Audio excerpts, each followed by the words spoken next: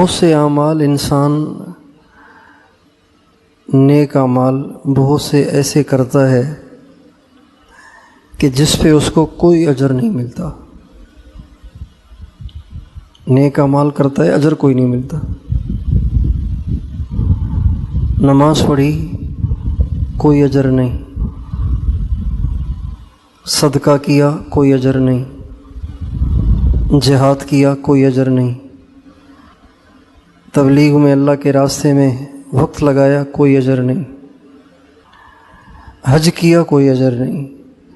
عمرہ کیا، کوئی اجر نہیں. تقریر کی، وعظ کیا، کوئی اجر نہیں.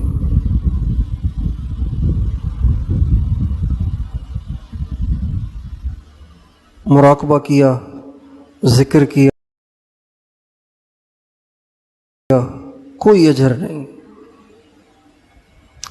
اور بہت دفعہ ایسے ہوتا ہے کہ انسان ایک عام سا کام کرتا ہے جس کو وہ نیک کام بھی نہیں سمجھتا، لیکن اس پہ اجر کے انبار لگا دیے جاتے ہیں. اجر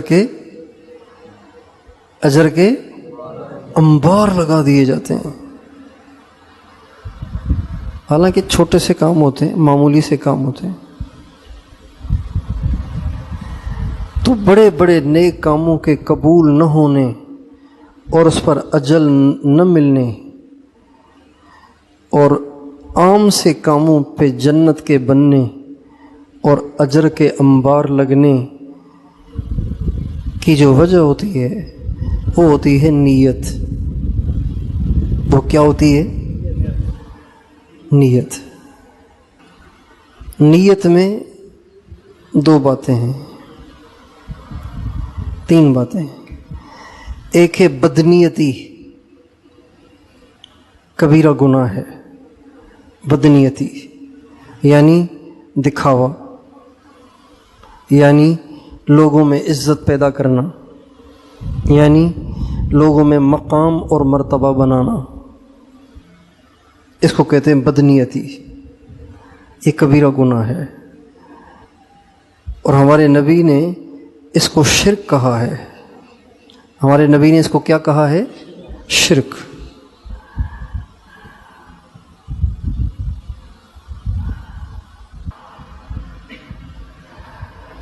حضرت عمر مسجد میں تشریف لائے، مسجد نبوی میں آپ علیہ السلام کے روضے کے پاس آئے تو حضرت معاذ بن جبل آپ علیہ السلام کی قبر کے پاس بیٹھے اور رو رہے ہیں. یمن سے آئے ہیں، قبر کے پاس بیٹھے ہوئے ہیں، قبر مبارک کے پاس بیٹھے ہیں، رو رہے ہیں. حضرت عمر نے پوچھا معاذ کیوں رو رہے ہو؟ فرمایا ان قبر والوں نے ایک بات فرمائی تھی، اس کو یاد کر کے رو رہا ہوں. کہ وہ کیا ہے؟ کہ وہ یہ ہے کہ انہوں نے فرمایا تھا، قبر مبارک کی طرف اشارہ کر کے فرمایا، انہوں نے فرمایا تھا کہ مجھے اپنی امت پہ سب سے زیادہ خوف شرک اصغر کا ہے. مجھے اپنی امت پہ سب سے زیادہ خوف کس چیز کا ہے؟ شرک اصغر کا.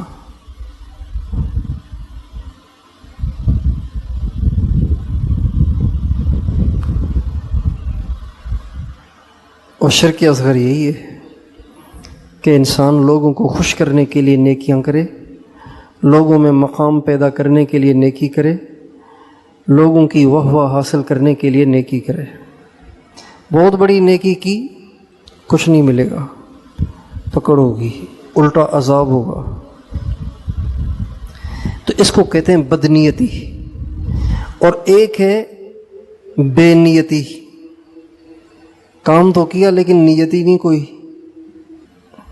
اس پر بھی کچھ نہیں ملے گا. بدنیتی پہ اجر نہیں ملے گا، پکڑ ہوگی. بے نیتی پہ پکڑ تو نہیں ہوگی، اجر نہیں ملے گا. بے نیتی، نیتی نہیں کوئی.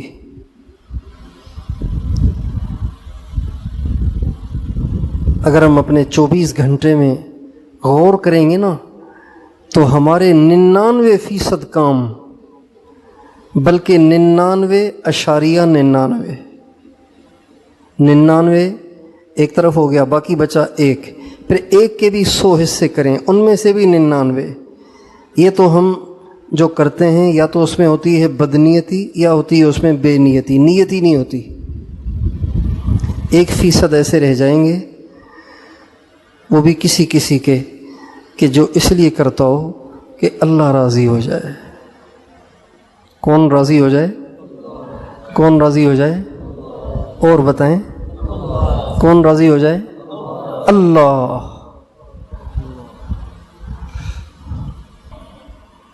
تراہم رکعا سجدا یبتغون فضلا من اللہ ورضوانا۔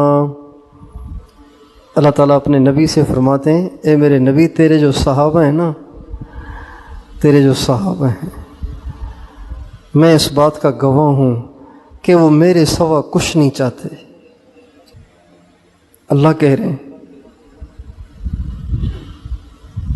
میں اس بات کا گواہ ہوں کہ یہ میرے سوا کچھ نہیں چاہتے۔ یبتغون فضلا من اللہ ورضوانا، وہ اسی تلاش میں ہیں کہ اللہ راضی ہو جائے۔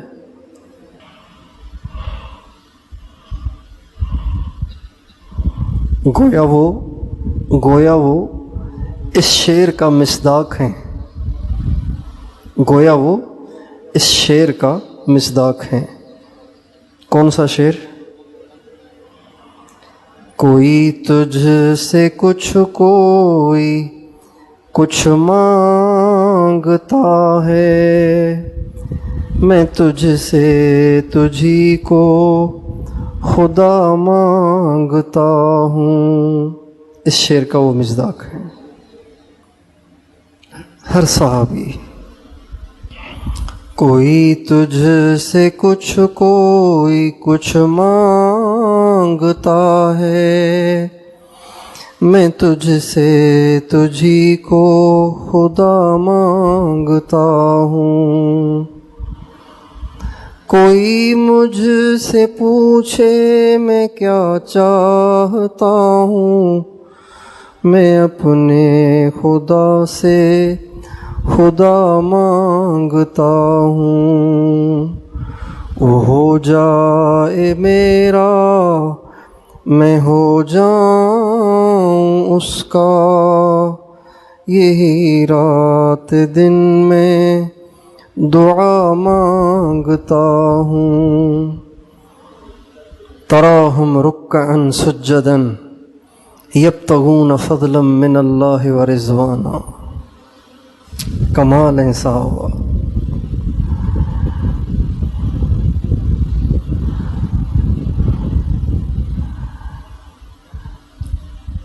تو بدنیتی پہ بھی کچھ نہیں ملے گا، بے نیتی پہ بھی کچھ نہیں ملے گا۔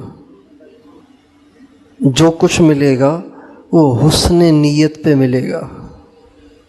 بتائیے کس پہ ملے گا؟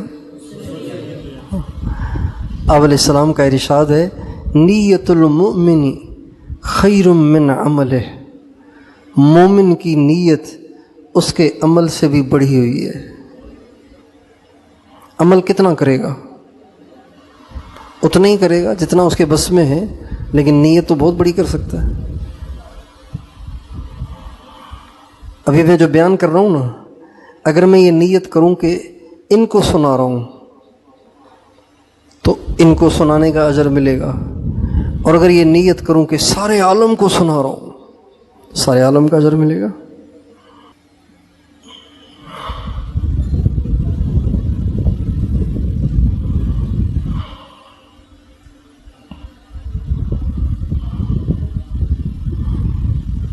بنی اسرائیل میں ایک دفعہ قحط سالی ہوئی تو لوگ بہت پریشان تھے۔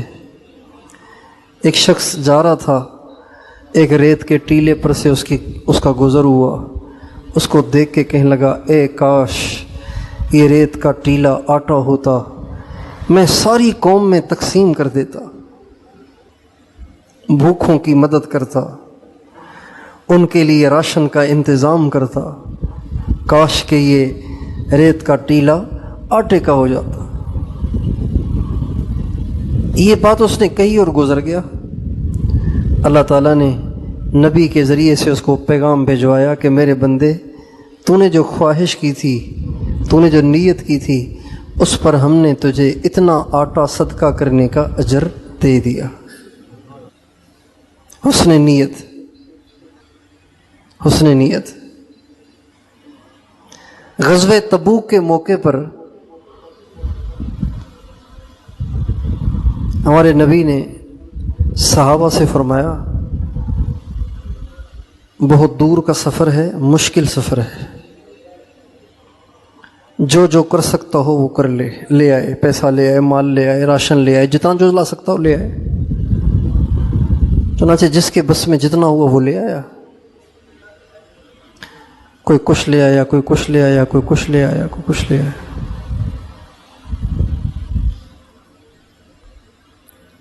حضرت عمر رضی اللہ تعالیٰ عنہ گھر میں آئے تو ان کے پاس 400 اوقیہ چاندی تھی۔ کتنی چاندی تھی؟ 400 اوقیہ۔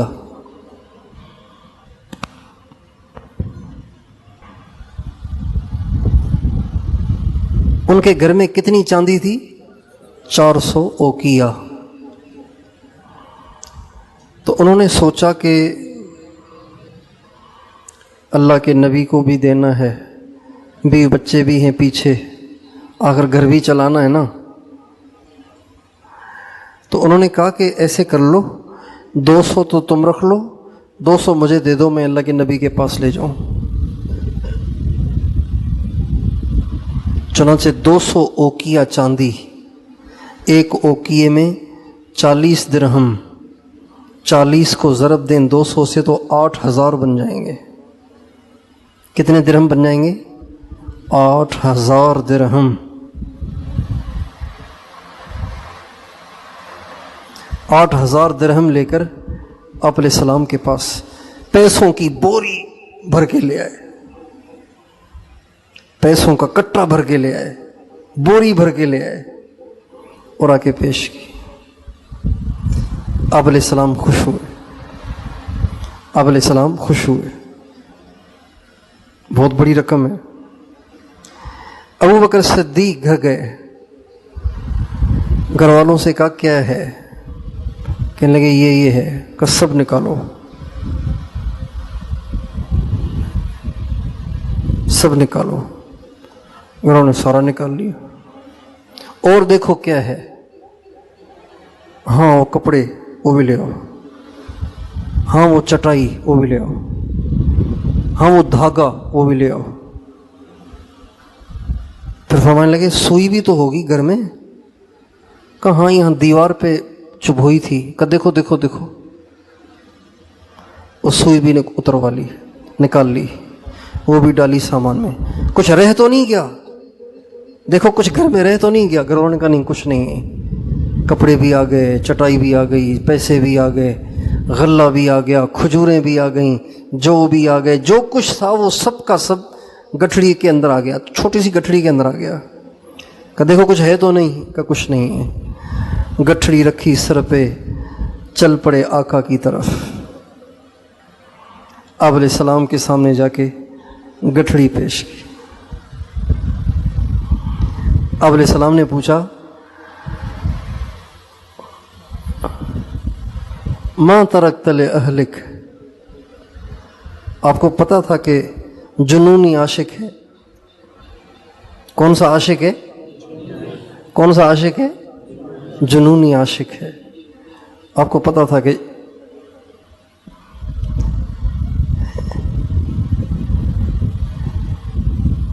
اس کے ہاں کوئی رعایت نہیں ہے اللہ اور رسول کے مقابلے میں؟ تو فرمایا کچھ گھر میں کیا چھوڑ کے آئے ہو؟ تو کہا ما ترکت لہم الا اللہ ورسولہ، نہیں چھوڑا گھر والوں کے لیے سوائے اللہ اور اس کے رسول کے۔ اللہ چھوڑ کے آیا ہوں، اللہ کے رسول کی دعا چھوڑ کے آیا ہوں۔ تو حضرت ابوبکر صدیق تو لائے تھے تھوڑا سا، حضرت عمر لائے تھے بہت سا، لیکن حسن نیت کی وجہ سے وہ آگے نکل گئے، وہ پیچھے رہ گئے۔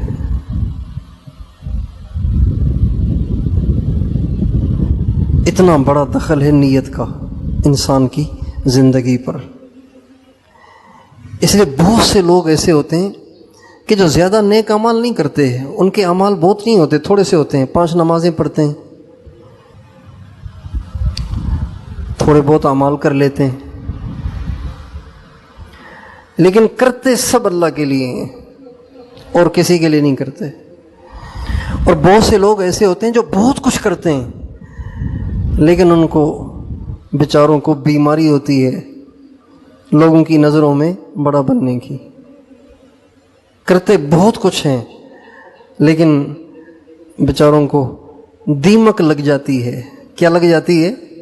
لکڑی کو اگر دیمک لگ جائے تو پھر لکڑی کو کیا ہوتا ہے؟ جس لکڑی کو دیمک لگ جائے اس سے کھڑکی بنے گی، اس سے دروازہ بنے گا، اس سے صوفہ بنے گا، اس سے ٹیبل بنے گی، اس سے کوئی بڑا گیٹ بنے گا؟ کچھ بھی نہیں بنے گا۔ ہاں، ایندھن بن سکتا ہے۔ وہ کیا بن سکتا ہے؟ ایندھن، آگ میں ایندھن بن سکتا ہے، اور کچھ نہیں بن سکتا۔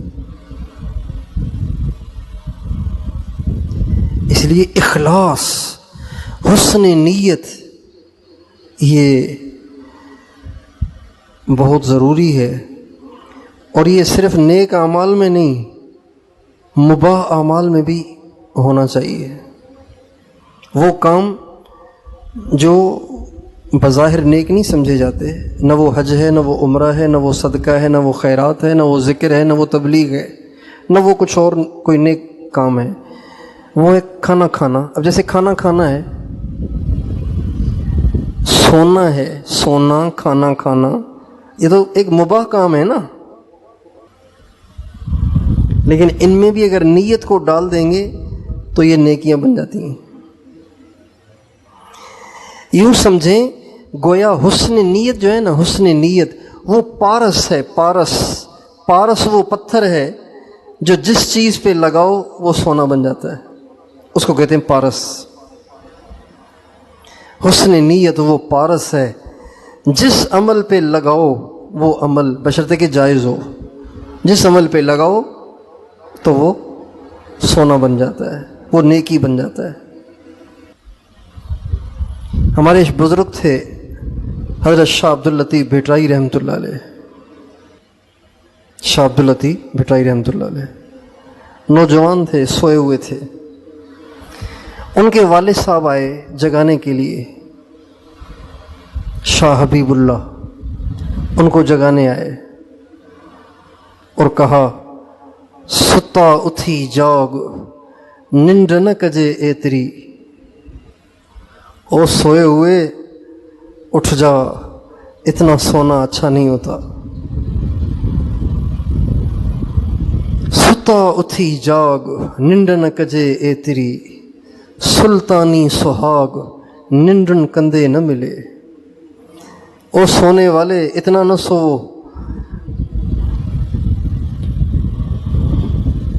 اتنا نہیں سونا چاہیے۔ جس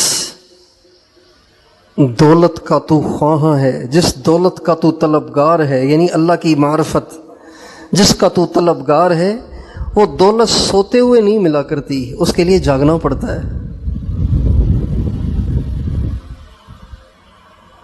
تو حضرت شاہ صاحب شاہ عبد اللطیف بھٹرائی عارف تو بچپن سے تھے، عارف تو بچپن سے تھے۔ آنکھ کھول کے فرمانے لگے، تن تسبیح من منیوں دل دمبورو جن، تندوں جے طلب جوں وحدت سر وجن، وحدہ لا شریک لہو اہو راگ رگن، ستا سے سوہن ننڈ عبادت جن جی۔ کہنے لگے، ابو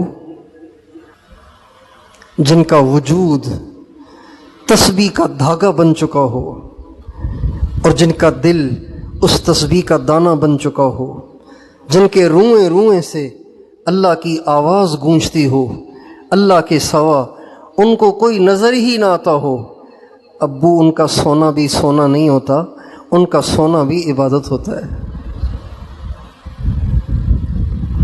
ستا سے سوہن، ابو وہ تو اللہ کو سوتے ہوئے بھی اچھے لگتے ہیں،